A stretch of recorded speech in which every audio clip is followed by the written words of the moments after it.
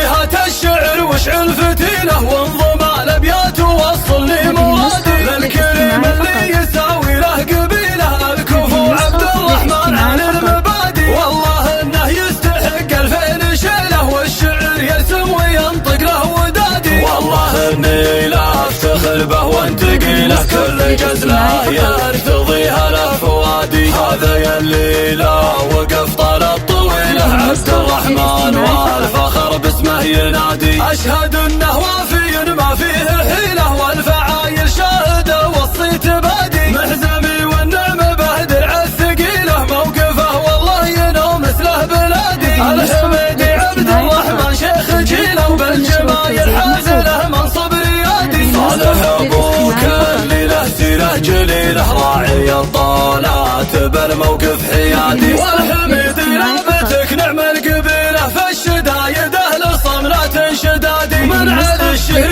تعابير وشيله لك يا عبد الرحمن من صدق الودادي خوتك هي راس مالي والحصيله خوت على النقل طيب المرادي جعل ربي ديمه سنين طويله يا حزامي وانا درعك والعتادي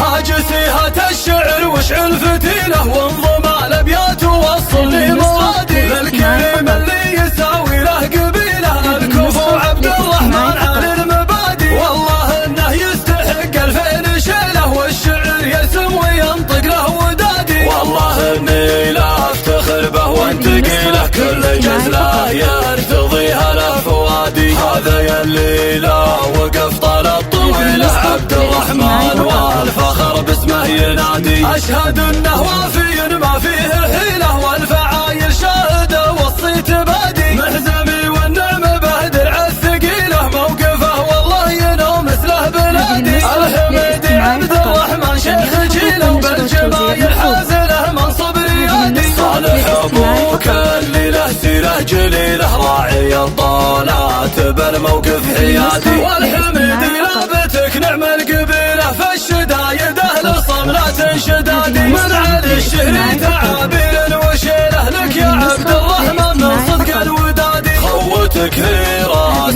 مالي والحصيله خوت على النقل طيب المرادي جعل ربي ديمه سنين طويله يا حزامي وانا درعك والعتادي.